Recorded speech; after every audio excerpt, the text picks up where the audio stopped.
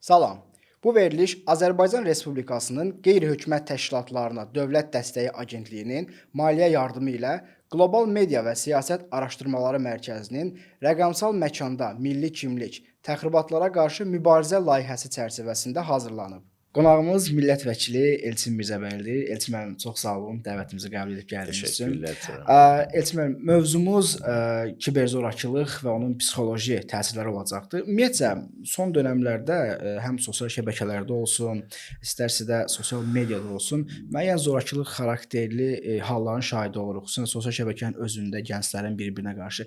İlk öncə belə deyək, kiberzorakılıq sizcə nədir və hansı xüsusiyyətləri ilə, məsələn, digər zorakılıq növlərindən fərqlənir? Mahiyyət etibarilə əslində mən virtual aləmin real aləmdən bir o qədər də fərqlənmədiyi qənaətindəyim. Sadəcə virtual aləmdə baş verən kiberzorakılıq hallarının, ya zorakılıq hallarının daha doğrusu daha çox qabarıq görünməsinin bir neçə səbəbi var. Birinci səbəb ondan ibarətdir ki, həmin halların müşahidə edilməsi əlçatandır. Yəni hər kəs ondan tanış ola bilir, imkanı var, izləsin sosial şəbəkələrdə.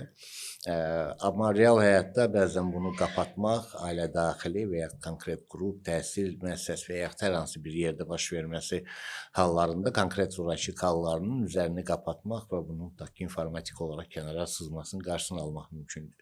O baxımdan daha çox qabarıq göstərir. Əslində cəmiyyətdə nə varsa, o da birbaşa deməli virtual aləmə, virtual dünyaya təsir göstərir və burada fərqli bir faktordur təsir göstərir təbii ki, insanların daxili aqressiyasının üstə çıxmasına. Çünki burada bir çox hallarda həm anonimlik var, yəni nəticə etibarilə insanlar müxtəlif adların, şəkillərin arxasında gizlənərək real mahiyyətlərini, simalarını gizlətməyə bacarırlar. Yəni nəticə etibarilə situasiya buna imkan verir. Bu faktor şübhəsiz ki, o aqressiyanın daha qabarıq, bəzən daha çılğın bir formada ortaya çıxmasına zəmin yaradır. Kənar faktorlar, müdaxilələr var. Tutaq ki, ictimai rəydə daha çox parçalanma yaratmaq üçün, deməli, cəmiyyəti daha çox aqressivləşdirmək üçün sosial platformalarda Azərbaycana düşmən kəsilən qruplar tərəfindən, ölkələr tərəfindən kiber müdaxilələr var. Sosial şəbəkələrə, informasiya təhlükəsizliyinə təhdid yaradan faktorlar var. Bütün bunlar da təbii ki, təsir göstərir. Ona görə də əslində sosial şəbəkədə real olaraq nə baş verirsə gözümüzün önündə zorakılıq halları elə cəmiyyətdə mövcud olan, insanların düşüncəsində olan, lakin onu üzə çıxartmağa bacarmayan və yaxud hansısa şərtlər çərçivəsində onun qarşısına pərdə çəkən reallıqdan doğan səbəblərdir.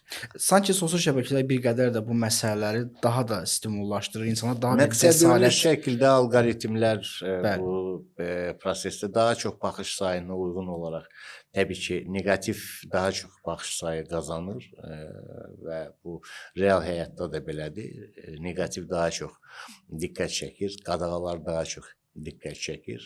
Baxımdan orada da eyni formada. Təbii ki, bu halda bir neçə aspektdən sosial şəbəkə idarəçiləri və yaxud onlarla paralel olaraq işbirliyində olan xüsusi xidmət orqanları bircə hərəkət edirlər. Əgər maraqlıdırlarsa bu və digər ölkədə, ərazidə ictimai rəylə manipulyasiya etsinlər və orada aqressiv yanaşmanı, narazılığı daha çox artırsınlar. Bu daha çox deməli, istər-istəməz negativ xəbərlər insanların psixologiyasına təsir göstərir və həmin bölgə, ərazi üzrə deməli, bu və digər informasiyanın onların önünə çıxarılması mümkündür. Hətta mən sizə tam dəqiqliklə deyirəm ki, nəinki ayrı-ayrı qrupların qarşısına çıxartmaq, hətta konkret fərdin qarşısına belə istənilən informasiyanı çıxara bilirlər. Sən onu görəsən. O baxımdan, yəni, proses idarə olunur şübhəsiz və burada sosial şəbəkələrin məsuliyyətsizliyindən və kommersiya maraqlarından kənarda başqa aspektlər də var. ayrı-ayrı institutların deməli informasiya əldə etmək maraqları var, təhlil etmək üçün bununla bağlı deməli müxtəlif adlar altında informasiyaları da məqsədyönlü şəkildə sızdıra bilirlər, alqoritmlərlə manipulyasiya edə bilirlər və s. və ilaxır. Yəni siz keyfiyyətli bir yazı qoyun, yəni obyektiv bir formada və o məqsədyönlü şəkildə diqqətdən yayındırılır. Bu niyə belə olur? Və yaxud da ki, necə bunu edə bilərlər? Burada kütlənin deməli, əvvəla qeyd edeyim ki, burada təbii ki, insan faktoru var, yəni amma şuur və düşüncə olaraq var və bu süni intellektdə artıq inteqrasiya edilib və texnologiyanın seçimidir nəticə etibarilə, yoxsa hər insanın başı üzərində mələk kimi bir adam oturub o informasiyanın kimin qarşısına necə çıxdığını müəyyənləşdirmir.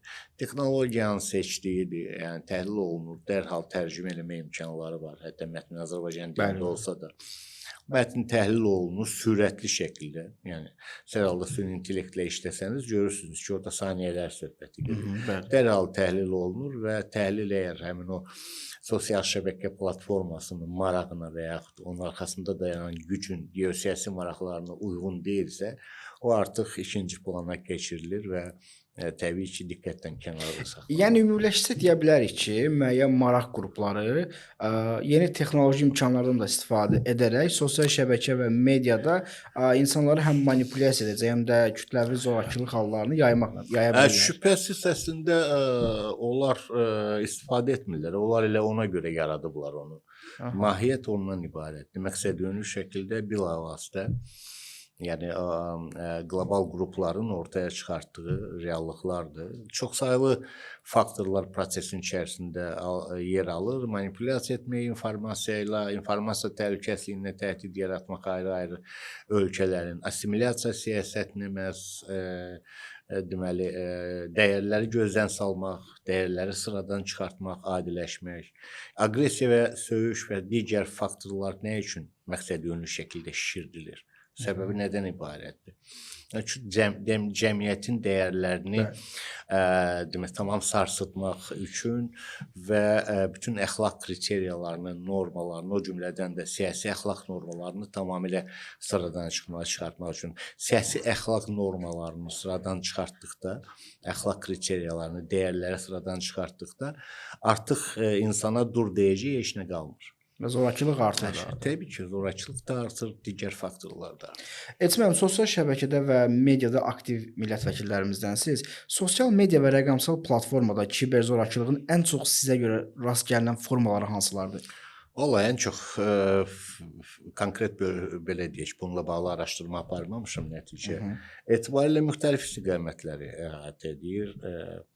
İçərisində siyasi motivli, iqtisadi motivli, məişət xarakterli. Təbii ki, məişət xarakterli daha çoxdur. Yəni prinsipi etibarilə rəy formalaşmaq, qadın-kişi münasibətləri ilə bağlı və yaxud gender bərabərliyi ilə bağlı manipulyasiyalar etməyə çox sayılı qaydadır və s. və ilaxır. Yəni bunun içərisində təhdidşur olaraq və konkret fərddən, fərdlər qrupundan qaynaqlanan hallar da var. Yəni konkret IQ səviyyəsindən və mədəni səviyyəsindən asılı olaraq, amma ayrı-ayrı maraqlı qrupların bilavasitə idarə etdiyi istiqamətlər də var. Baxımdan yəni birbaşa qarşıma hansısa məqsədyönlü şəkildə nələrsə çıxır və mən ona münasibətdə bir araşdırma aparıram, elə bir reallıq yoxdur. Amma təbii ki, məişət xarakterli, yəni daha aşağı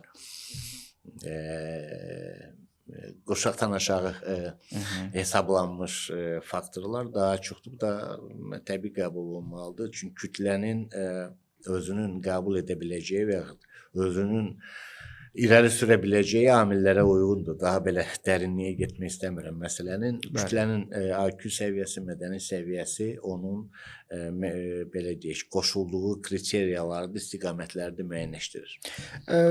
Sizlərlə intensiv görüşürsünüz və istər paytaxtda olsun, istər regionlarda olsun, bu sahədən sizcə, yəni kiber zorakılığa məruz qalan şəxslər varmı və ya da bunların daha çox hansı psixoloji problemlərlə belə deyək insanların üzərinə gəlirlər bu şəxslər? Məni narahat edən çoxsaylı faktorlar var və mən sözün doğrusu xüsusilə də regionda yaşayan insanların sosial şəbəkələrə, xüsusilə də mənim üçün ən aşağı və ucuz primitiv platforma olan TikToka xüsusi meyllənmələri məni də çox narahat edir. Təsəvvür edin ki, bəzən söhbətlərin əsnasında internetdən zəif olmasından şikayətlənəndə təbii ki, mən ölkənin hansısa ərazisində, hansı kəndində, hətta Ucqar Dağ kəndində belə yüksək sürətli internet Aydın məsələdir. olmasının tərəfdarıyam, normaldır. Amma bu sadəcə sənin prosesdə istifadə edə biləcəyin bir vasitə olmalıdır, nəticə etmə. Mən internetdən nə üçün istifadə edirəm? Kommunikasiya üçün, özümlə bağlı olan hansı informasiyaların yayılması üçün və yaxud daha əlçatan informasiyaların qısa bir zamanda əldə edilməsi, dataların əldə olunması, təhlil olunması. Kənd təsərrüfatı sahəsində çalışan insanın da hədəfi bundan ibarət olmalıdır. Yəni hansısa müğənnilərin və ya kimlərinsə dedikodularına və yaxud nələrəsə orada canlılıq açırlar filan. Bəli, bəli. Onların apardıqları müzakirələrə, əxlaq kriteriyalara zidd, ümumiyyətlə sağlam insan düşüncəsinə zidd olan davranışlara və s. bununla həyatını, vaxtını, zamanını buna xərcləmək qədər qənaətimə görə insanın özü-özünə vurduğu zərbə ola bilər. Çox maraqlıdır ki, həmin Məsələn, kənd təsərrüfatı sahəsində Bəli. sən çalışırsan və sən tutaq ki, taxılçılıqla məşğulsan həmin ərazidə, taxılçılıq fayda vermir və bunun alternativlərini tapmaq üçün, hansısa daha çox gəlir əldə etmək üçün sən onun süni intellektdən də tutaq ki, eyni zamanda internetin verdiyi imkanlardan da istifadə edə bilərsən. Yəni hər bir insanın hədəfi olmalıdır.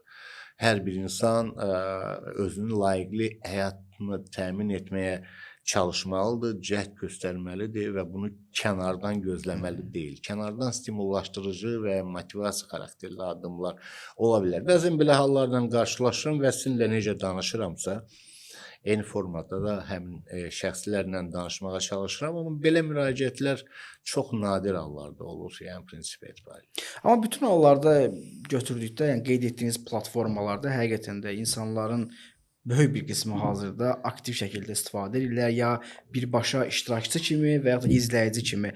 Bu da istənilən halda onlara təsir edir. Mən müşahidə etmişəm bəzi platformalarda konkret belə deyək, kiber zorakılıqdan məşğul olurlar. Yəni ola bilər ki, sadə video çəkilişi olsun, amma bir-birlərinə qarşı verdikləri cəza metodları Aydındır. çox yəni riskli bir etaba Cəza gəlib çatır. metodları əslində tutaq ki, təhqir və ya böhtan və ya şantaj xarakterli hansısa fikirlərin səsləndirilməsi bunun özü də zorakılığın bir üslubudur. Bəli. Yəni şantaj özü də zorakılıq üslubudur. Daha uzağa hesablanmış zorakılıq üslubudur və bununla bağlı da çoxsaylı bəlli olduğu kimi faktlar var nəticə etibarilə və narahat edici məqamlar ondan ibarətdir ki, məsələn,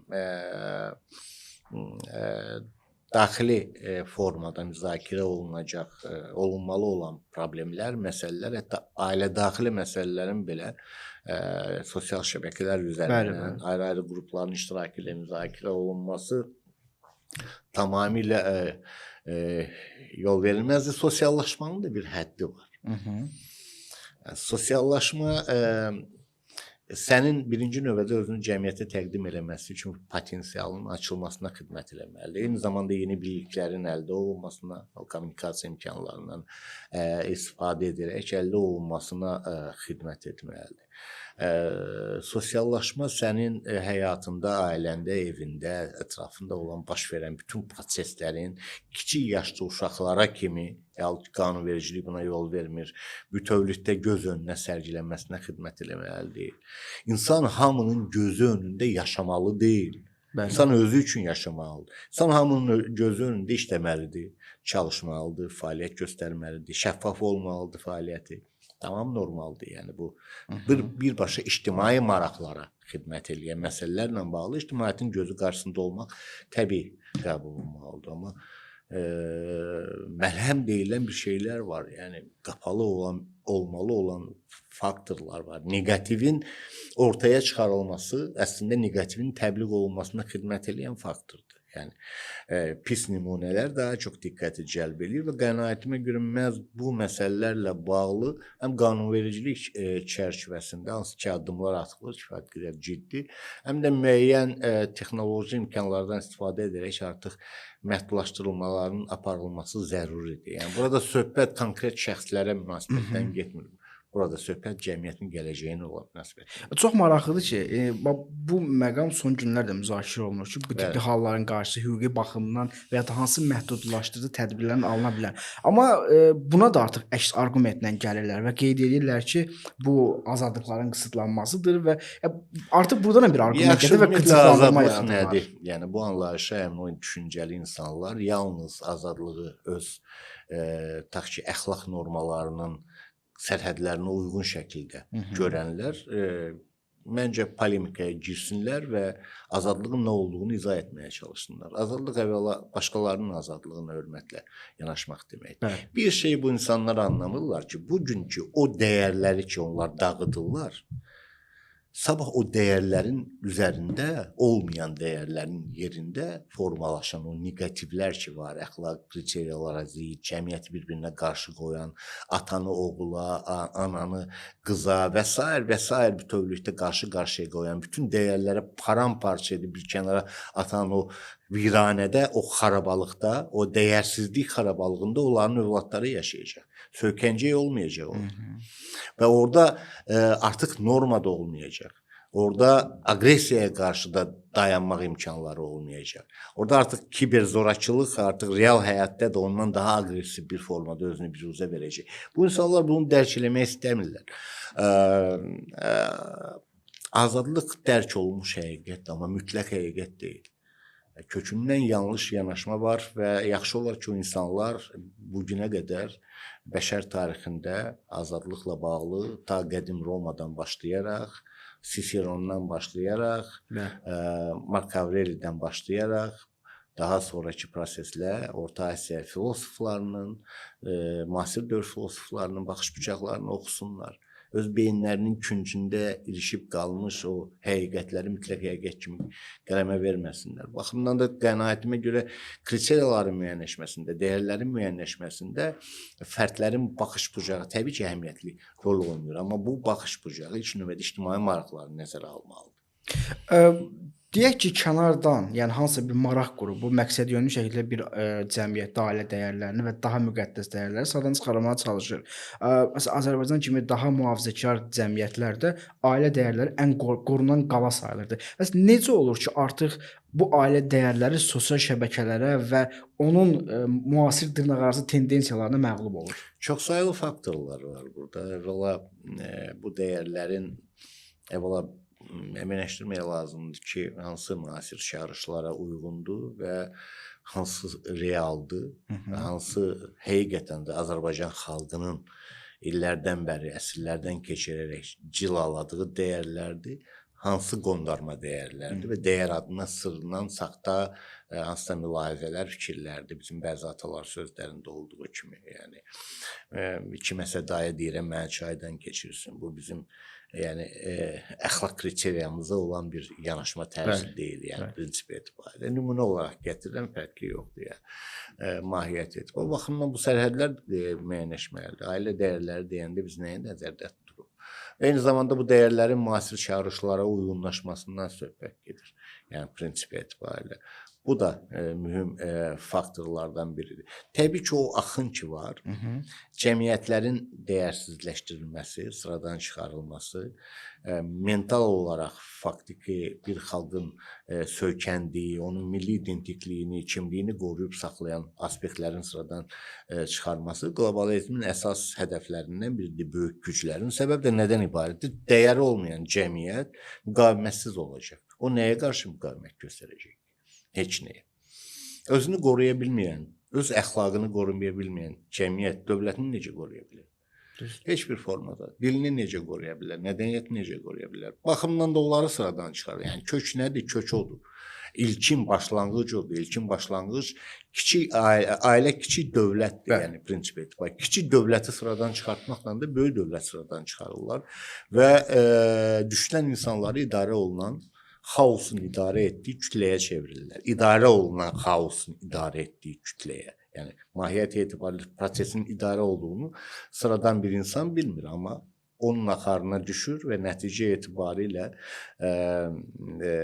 deməli cəmiyyətin dəyərlərini, söykəncəklərini tamamilə sıradan çıxaran bir prosesi müasirlik, modernlik, inkişaf kimi qiymətləndirir və ona uyğun şəkildə davranmağa başlayır. Nəticədə hər şey sıradan çıxır. Kiberzorakılıq insanın özünə inamına, sosial münasibətlərinə və gündəlik həyatına sizin necə təsir edir? Hər kəsə təsir göstərir. Ətrafımızda adi həyatda aqressiv bir hadisə baş verəndə bütün gün ən azı enerjinizi əlinizdən alır və diqqətinizi vahid hədəflərdən yayındırır. Bu adi həyatda da belədir. Yəni ən adi yerində olmayan bir siqnal səsi belə yolda sənin diqqətini yayındıra bilər və yaxud həmin günün neqativ enerji ilə çevrilməsinə imkan yarada bilər. Məqsədyönlü şəkildə prosesin yenə deyirəm, stimullaşdırılır alqoritmlərlə və s. Bu kənardan idarə olunan bir prosesdir, amma cəmiyyətin də gücü ondan ibarətdir ki, o elə dəyərlərinə söykənərək, öz əxlaqına söykənərək, milli identikliyinə söykənərək buna müqavimət göstərməyə bacarırsan. Yoxsa belə deyək, plastilin kimi bütün qablara, maye kimi bütün qablara axıb dolacaqsa, cəmiyyətdən də cəmiyyət olmaz. Çox maraqlıdır ki, bu neqativ tendensiyanın ən çox məruz qalanlar uşaqlar və yeniyetmələrdir. Təbii qəbul olmalı. Bəli. Və sanki cəmiyyətin də əsas, yəni gələcək sütunları da beləcə bununla bağlı çox ciddi addımlar atır. Yəni dövlətimiz həm hüquqi bazanın formalaşdırılması istiqamətində bəlli olduğu kimi səylər kifayət qədərdir. Son bir neçə il ərzində həm ayrı-ayrı sahə qanunlarına, media haqqında qanuna və digər qanunvericilik haqlarına, Ailə Məcəlləsinə, uşaq və qadın hüquqları ilə bağlı qanunvericilik haqlarına və s. digər bu kimi haqlar, o cümlədən inzibati və cinayət məcəllələrində müvafiq dəyişikliklər edilib. İndi kompleks şəklində bir yanaşma da var. Bəlli olduğu kimi artıq 16 yaşa qədər olan uşaqların deməli sosial şəbəkələrdən istifadəsinə məhdudiyyətin qoyulması ilə bağlı beynəlxalq praktikada tətbiq olunur. O cümlədən də Avropa ölkələrində addımlar atılacaq. 16-18 yaşla bağlı da müvafiq qərarların qəbul olunması var. Yəni real həyatda necədirsə, prinsipi etibarilə yeni yanaşmaların sərgilənməsi var. Onların hüquqlarının qorunması istiqamətində, qadınların və uşaqların hüquqlarının qorunması istiqamətində də son dövrlərdə qanunvericiliyə, beynəlxalq konvensiyalara uyğun olaraq çox ciddi əlavə dəyişikliklər edilib. Bu istiqamətdə də Ailə, Uşaq, Qadın Komitəsinin, o cümlədən də Milli Məclisin Müvafiq Komitəsinin kifayət qədər gördüyü işlər var, atdığı addımlar var. Yəni bu istiqamətdə hüquqi bazanın təkmilləşdirilməsi istiqamətində qənaətimə görə görülən işlər çox müsbət dəyərləndirmək lazımdır. Həm də artıq bu prosesin daha da intensivləşdirilməsi istiqamətində addımlar atılır və əslində çox bəyənilən bir yanaşma da mənim qənaətimə görə ondan ibarətdir ki, artıq baş vermiş problemin aradan qaldırılması üçün hüquqi bazanın formalaşdırılması, yanaşması yoxdur ortalıqda. Baş verə biləcək problemlərin önləməsi, ona qarşı preventiv önləyici tədbirlərin həyata keçirilməsi ilə bağlı bir yanaşmalar var. Bu bir prosesdir. Qanunvericilik təşəbbüsləri meydana gəldikcə və eyni zamanda yeni çağırışlar həmçinin də ortaya çıxdıqca və ya hansısa çağırışların ortaya çıxması ehtimalı yarandıqca bu qabildən olan addımlar da atacaq. Praktik mənada təbii ki, məsələnin hüquq müstəvisində həlli qanunvericilik bazasına söykənərək müvafiq qurumlar tərəfindən həyata keçiriləcək. Amma məsələnin texnoloji tərəfləri də var, bəlli olduğu kimi. Yenə deyirəm, hər adamın başı üzərində bir nəfərə otuzdurub bu problemin həllinə nail olmaq mümkün deyil. Baxımdan da süni intellektin verdiyi imkanlardan istifadə edərək artıq bu istiqamətdə də müəyyən addımların atılmasına ehtiyac var. Bəlli olduğu kimi, mən bunu daha öncə də parlamentdə bir neçə dəfə səsləndirmişdim. Elə ilk gündən səsləndirirəm ki, sosial şəbəkələrin, o cümlədən Metanın, TikTokun və digərlərinin Azərbaycanda nümayəndəlikləri açılmalıdır. Bu həm reklam bazarı ilə bağlı olan bir məsələdir, çox vacib faktorlardan Hansı biridir. effekti verə bilər? Onlar Azərbaycan qanunları qarşısında qanunlarını əməl etmək barədə öhdəlik götürməlidir. Hansı dövlətə götürüblərmi? Əlbəttə var, niyə yoxdur? Türkiyədə götürüblər. Var, bir sıra Avropa ölkələrində götürüblər. Ümumiyyətlə Avropa İttifaqı qarşısında götürülən öhdəliklər var, məhkəmə presidentləri var, çox böyük məbləğlərdə cərimələr var. Tak ki, Avstraliyada eyni addımlar, Malayziya qəbul edib və s. Çoxsaylı nümunələr var bununla bağlı. Yəni hal-hazırda müraciət etməyə konkret praktikaya imkanım olmasa da, yəni bununla bağlı müəyyən araşdırmalar apardığım çoxsaylı presidentlər var və yaxından da təbii ki, ona uyğun şəkildə də beynəlxalq praktikada bunu tətbiq etmək lazımdır. Yəni virtual dünya, virtual aləm deyirik də. Onun real aləmdən fərqi nədən ibarətdir ki? İnsandırsa, hətta fərqli adının altında olsa da belə, o yenə də insandır. Yenə də bu platformada öz fikrini ifadə etmir, real həyatda orada ifadə edir. Necə olur ki, biz real həyatda baş verən bu cür qəbildən olan pozuntulara, o cümlədən inzibati pozuntulara, cinayət xarakterli addımlara dərhal qanunun bütün tələblərini tətbiq edirik. Amma orada bununla bağlı heç bir problemi yoxdur. Amma Kim nə istəyirsə onu yoxdur. edə bilər. Fərqi yoxdur fiziki təməl olur. Bugün kiber zorakılıq fiziki zorakılıqdan daha ağır nəticələrə gətirib çıxarır. İntiharlara gətirib çıxarır.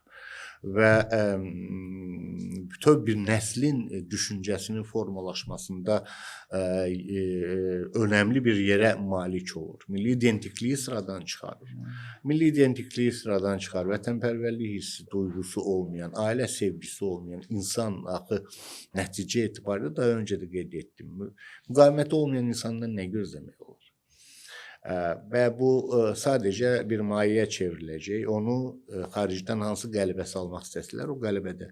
Və yaxud cinayətkar qruplar onu gələcəkdə hansı istiqamətdə istifadə etmək istəsələr, o istiqamətdə istifadə edəcəklər. Yəni burada insan alveri faktoru ilə bağlı, narkomaniya və s. digər müxtəlif çoxsaylı faktorlar var. Bax, cinayətkar qrup təkcə bununla yanaşı. Sağlam qrupdan daha tez inteqrasiya edir sosial şəbəkələrə. Nə üçün? Çünki əlverişlidir, əlçatandır.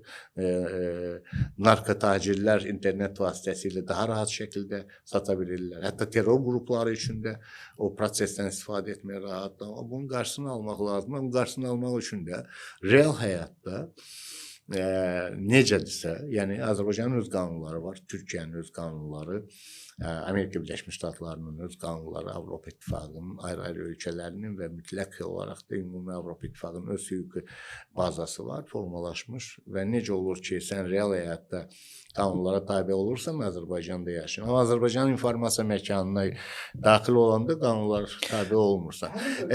Belə Cənab Prezidentin bununla bağlı önəmli bir vəqədir. Bu informasiya suverenliyi çox vacib faktorlardan biridir. Yəni, real həyatda dövlətin sərhədləri olduğu kimi, onun informasiya məkanının da sərhədləri var. Sən o informasiya məkanının sərhədlərini öz başına pozub girə bilməzsən. Yəni, sən deməli, real həyatda təhsilə, tutaq ki, hansısa insan hüquq və azadlıqlarına və s. digər hər hansı bir məsələ mədəniyyətlə bağlı hansısa qanunvericilik aktları konkret sərhəd çərçivəsində çalışırsa, sən onun üzərində dayanıb hansısa bir mexanizm formalaşdıra bilməzsən. Belə lüks yoxdur. Bu artıq sən millətin gələcəyini də, dövlətin gələcəyini də xarici qüvvələrin əlinə verməkdən ibarətdir. Hansısa korporasiyanın əlinə atmaqdan ibarətdir. Reklam predmetinə çevirməkdən ibarətdir. Yəni və yaxud daha əlverişli bazara çevirməkdən ibarətdir hansısa məmləkəti, ölkəni gələcəyindən məhrum etmək deməkdir. Yəni bu çox ciddi bir çağırışdır, çox ciddi və buna sıradan bir hadisə kimi baxanlar qənaətimə görə çox böyük yanlışlıq edir. Ona belə çıxır ki, təkcə ayrı-ayrılıqlı dövlətlərin bu sahədə hüquqi addım atması yox, eyni zamanda beynəlxalq hüquq çərçivəsində də kiber təhlükəsizliyə baxmaq lazımdır. Beynəlxalq hüquq məsələsinə biraz fərqli kontekstdən yanaşaq. Beynəlxalq hüquq bu günə qədər yürüdülən ikili standartlar ucbatından işləmir və beynəlxalq hüquq əslində o zaman işləyə olur ki, onun arxasında dayanan mexanizmlər olsun. Yəni konkret faktor dayanmırsa, yoxdur. Və eyni zamanda uzun illər boyu virtual hüququn tətbiqi ilə bağlı müzakirələr aparılır beynəlxalq müstəvidə. Bu istiqamətdə maraqlı olmayan tərəflər var və burada yeganə çıxış yolu həm də qanunun işləkliyinin təmin olunması üçün, yəni situasiyada dövlətlərin öz ərazilərində bəs həmin ayrı-ayrı sosial şəbəkələrin, təmsilçiliklərin deməli açılması və onların dövlətin qanunlarına əməl edəcəyi ilə bağlı öhdəlik götürməsidir. Ən normalı budur. Çünki burada mexanizm var. Yəni burada nə mexanizm nədən ibarətdir? Mexanizm ondan ibarətdir ki, hüquqi məsuliyyət daşıyır, sənin ölkəndə yerləşir və sənin ölkəndə yerləşdiyi üçün də sənin ona qarşı hər hansı bir addım atmaq və ya onunla əməkdaşlıq etmək mexanizmlərin var. Amma beynəlxalq müstəvidə bunu kim həyata keçirəcək? BMT bugün heç bir münaqişənin qarşısını ala bilmir. Real müstəvidə, dünyanın gözü qarşısında baş verən. Virtual müstəvidə onu necə alacaq ki? Baxımdan da belə bir mexanizm yoxdur. Bəşəriyyət o düşüncəyə, o ağla, o belə məsuliyyətə gələnə qədər təbii ki, bunu dövlətlərin sərhədləri çərçivəsində həyata keçirmək lazımdır. Bu sahədə hüquqi tənzimləmələrin getdiyini qeyd etdiniz. Biz mediadan da bunun şahidi oluruq. Bəs praktik baxımdan, yəni bunun tətbiqi mümkündürmü? Bunun bir mexanizmi varmı və ya da siz necə görürsünüz? Olacaq, praktik baxımdan niyə olmayacaq? Yəni dedim, süni intellektin imkanlarından istifadə edərək belə bir addımların atılmasına var. Yəni süni intellekti polis rolu mu görəcək burada? Sosial şəbəkələri. Əlbəttə polis də tətbiq eləyə bilər bunu, prokurorluq orqanları da tətbiq eləyə bilər bunu. Və yaxud da yaradılmış şansda bu istiqamətdə çoxsaylı təşəbbüslər və çoxsaylı işlər görülür, xüsusi olaraq qeyd etmək lazımdır və əslində mövcud reallıqlar çərçivəsində problemlərin qarşısının alınması istiqamətində ciddi addımlar atılır. Onu da deyim ki, əgər o addımlar atılmasaydı, bu gün mənzərə indi gördüyümüzdə bəlkə də 100 dəfə daha pis olardı. O addımlar atılır, amma o addımlar atılanda da təbii ki, həm qanunvericilik çərçivəsində atılır, həm də ciddi araşdırmalardan sonra atılır. Amma eyni zamanda bəzi mexanizmlərin tətbiq olunmasına, yəni konkret olaraq sosial şəbəkələrdə məhz kiber zorakılığı, başqa cinayət hallarını təbliğ edən, təşviq edən deməli qrupların və yaxud fərdlərin bloklanması ilə bağlı məsələlərin gündəmə gətirilməsi texnoloji baxımdan mümkündür və eyni zamanda dedim, əgər ayrı-ayrı qrupların ta ki burada sosial şəbəkələrin təmsilçiliyi atılacaqsa, onların qarşısında belə bir öhdəlik və məsuliyyət qoymaq olar. Yəni, bu istiqamətdə addımlar atılır. Reallıq ondan ibarətdir ki, hazırda tənzimləmələr getsə də bununla bağlı konkret həzrdə bir şey yoxdur. Amma kiber zorakılığa məruz qalan onlarla, yüzlərlə insanlar var. Bu halda bir sadə vətəndaş nə etməlidir? Qanunvericilik çərçivəsində əgər kiber zorakılığa məruz qalırsa, dövlət qurumlarına müraciət etməlidir. Yəni əgər bu inzibati məsuliyyət yaradırsa, məhkəmələrə müraciət etməlidir. Əgər digər faktorlar varsa, yəni bunun qarşısının alınması üçün müvafiq qaydada situasiyaya, konkret istiqamətə uyğun olaraq müraciət edə bilər. Bu prosesin içərisində təkcə hüquq mühafizə orqanları deyil, digər dövlət qurumları da yer alırlar. Əgər tutaq ki, uşaqların hüquqlarının pozulması ilə bağlıdırsa, məsələ burada Ailə Qadın Uşaq Komitəsinə müraciət etmək olar, onların dəstəyinə də bu istiqamətdən hüquqi dəstəyinə güvənmək olar. Baxımdan düşünürəm ki, müraciət ediləcək istiqamətlər çoxdur, amma təbii ki, bu konkret söhbət cinayətdən gedirsə, burada artıq birbaşa polis və prokurorluq orqanlarına müraciət etmək hüquqi baxımdan daha doğrudur. Siz süni intellektin imkanlarından qeyd etdiniz bu məsələnin praktik tərəfində. Cənab Prezidentin də bununla bağlı müvafiq tapşırıqları var idi müxtəlif dövlət qurumlarında. Bəli, nazir köməkçilərin təyin edilməsi, yeni kadrların hazırlanması. Amma real bir başqa tərəfi də var məsələnin. Kiber zorakılığın həm də bu qədər artmasının bir səbəbi də süni intellektin elə özüdür. Hansı ki, insanların səsi təqlid edilir, onların foto, video və şəxsi materialları əsasında eynən onlarda real kadrlar hazırlanır. Burada da məsələ yenə də deepfake deməli məlumatlardan gedirsə, bu yenə də burada hüquqi müstəvidə tənzimləmələrin olmamasında irəli gələn problemlərdir. Bütün bunların da aşkarlara çıxarılması üçün də yenə də biz süni intellektdən istifadə etməliyik. Yəni Və bir ilan zəhəri kimi baxırıq da məsələyə. Həm Prinsip etibarı həm bəli zəhərləyici, zəhərli, həm də həm ki də təbii ki, yəni iki ölkə müharibə aparır, amma onun biri ədalətsizdir, haqsız yerə aparır, işğalçıdan digəri özünü müdafiə edir. Biz onu yeniləşdirə bilmərik axı nəticə etibarilə. Baxımdan müdafiə xarakterli atılacaq addımlar, öz mənafeyini müdafiə, bu o kontekstdən dəyərləndirilməlidir. Təbii ki, bir də bu məsələnin alt bazası var. Yəni vətəndaşların kiber zorakılıqla mübarizə üçün burada istənilən halda müəllimlərin, valideynlərin üzərinə yük düşür. Yəni yeniyetmələr və gəncləri qorumaq üçün bu fərdlərin üzərinə hansı yük düşür və nələr edilə bilər? Birinci hər şey əvvəl ki, ailədən başlamalıdır. Təhsil müəssisələrinin üzərinə bütün məsuliyyətin qoyulması qənaətimə görə kökündən yanlışdır və ikincisi bu istiqamətdə ümumiyyətlə media sağlamlığı çərçivəsində hələ kiçik yaşlardan qənaətimə görə məktəbə qədər təhsildən başlayaraq artıq peşəkar şəkildə təlimlərin keçirilməsinə ehtiyac var.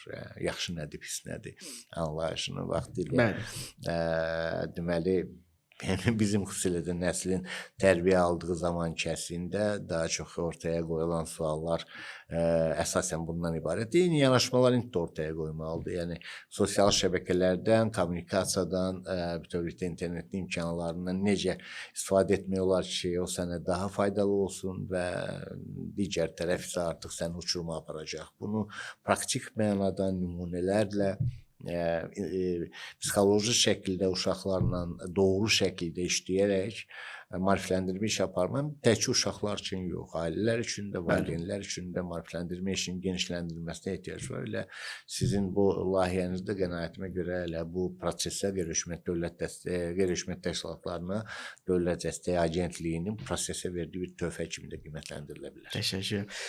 Elçin müəllim, bayaq ailə dəyərlərindən bəhs etdiniz. Təbii ki, indi bunun nə qədəri məsələn müasir dövrdəki tendensiyalara bax, nə qədəri həqiqətən bizim ailə dəyərlərimizdir, nə qədəri sonradan bizə qatılan dəyərlərdir. İndi istənilən halda hər texnologiyada müəyyən qədər ailə dəyərlərimizə təsir edir. Məsələn, telefonun belə yayğın istifadə olunmasından sonra böyüklərə zəng etmək, bayram təbrikləri edilməsi, süni intellekt faktiki olaraq hazırda yayılıbdır və qarşısı alınmır.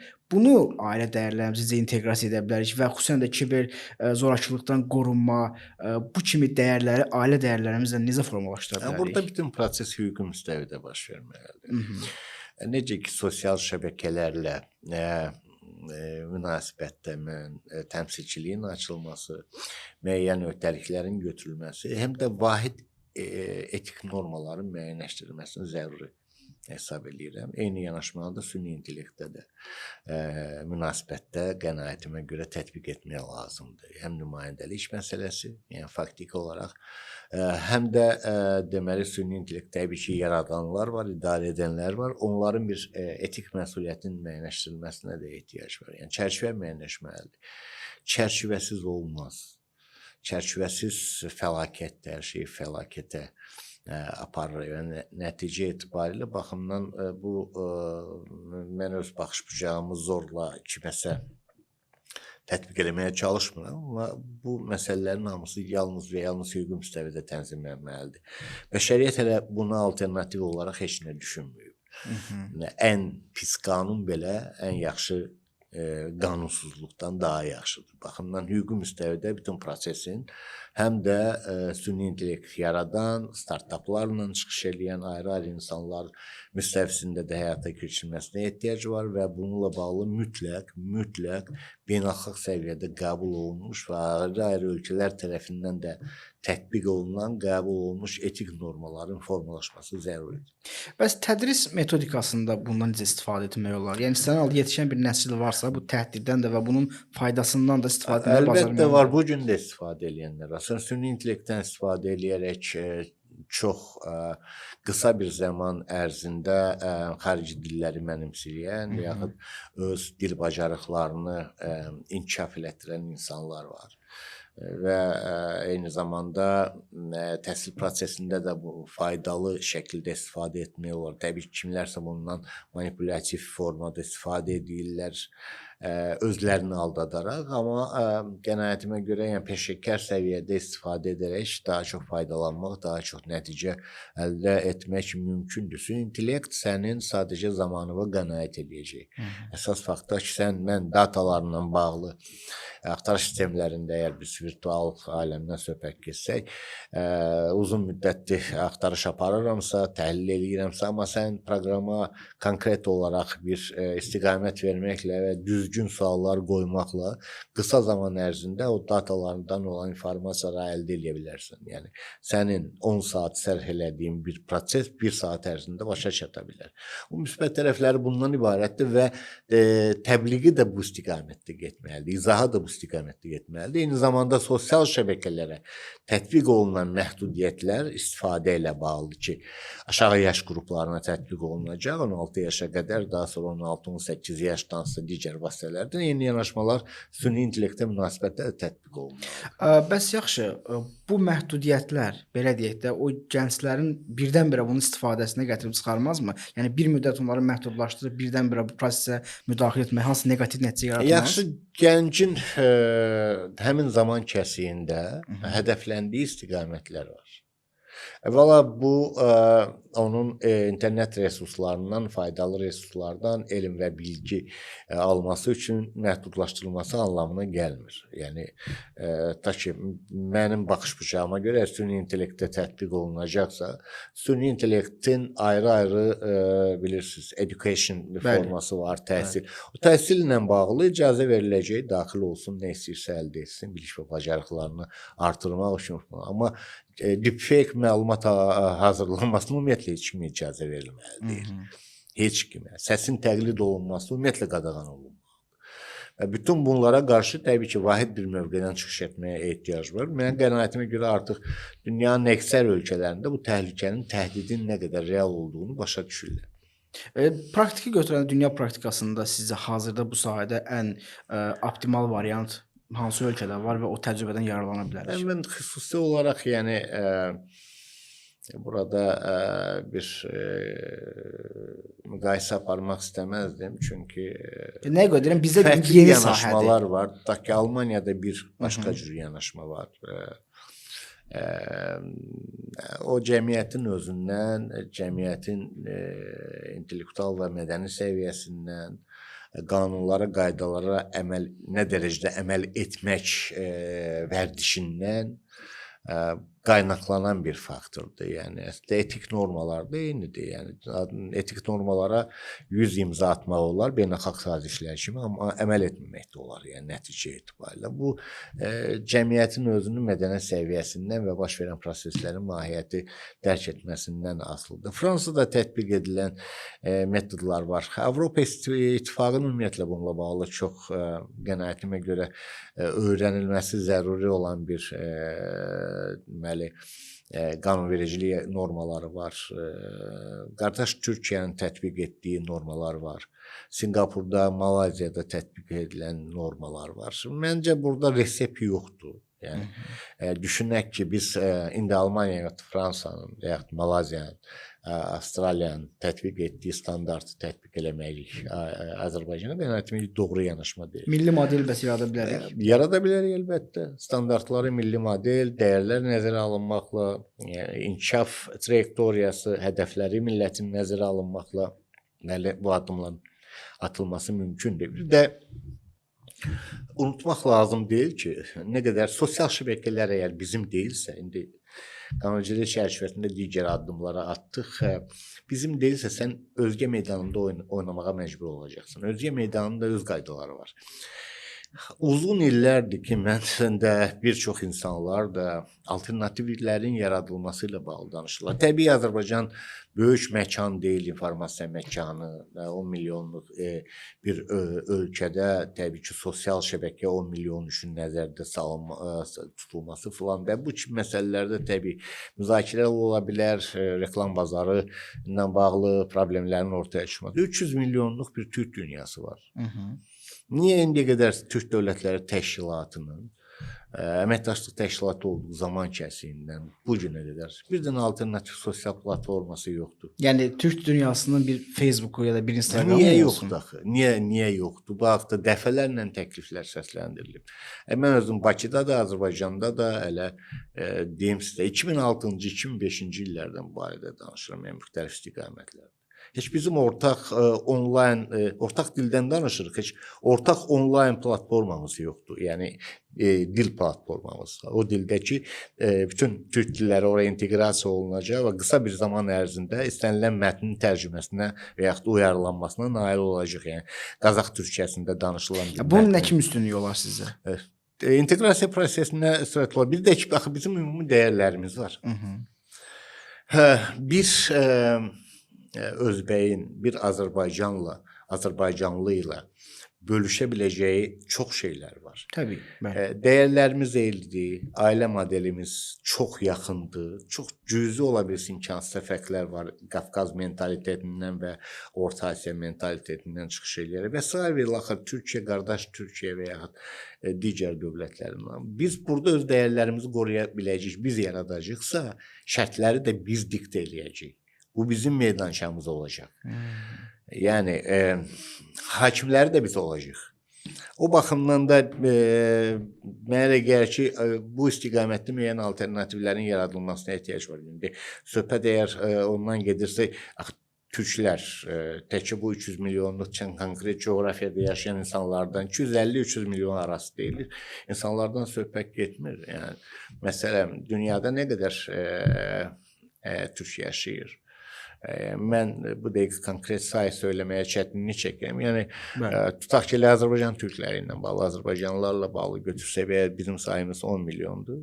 50 milyondan çoxdur. Təsəvvür edin ki, bu digər türk xalqlarına da aiddir.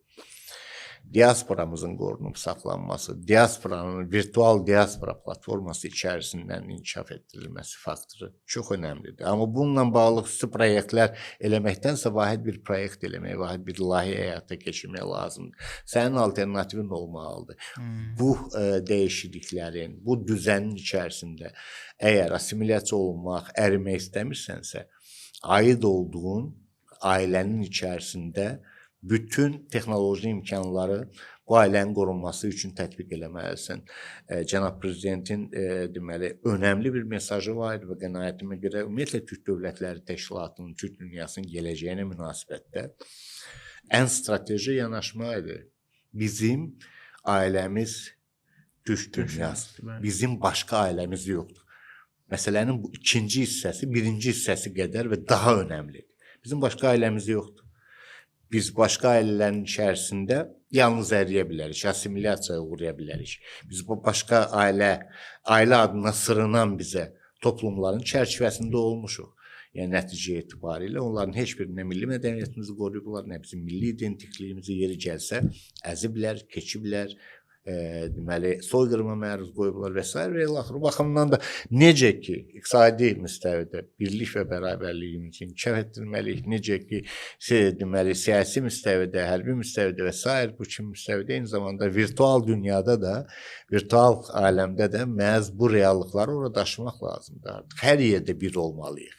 Qeyd edək ki, bu veriliş Azərbaycan Respublikasının qeyri-hökumət təşkilatlarına Dövlət Dəstəyi Agentliyinin maliyyə yardımı ilə Qlobal Media və Siyasət Araşdırmaları Mərkəzinin rəqəmsal məkanda milli kimlik, təxribatlara qarşı mübarizə layihəsi çərçivəsində hazırlanıb.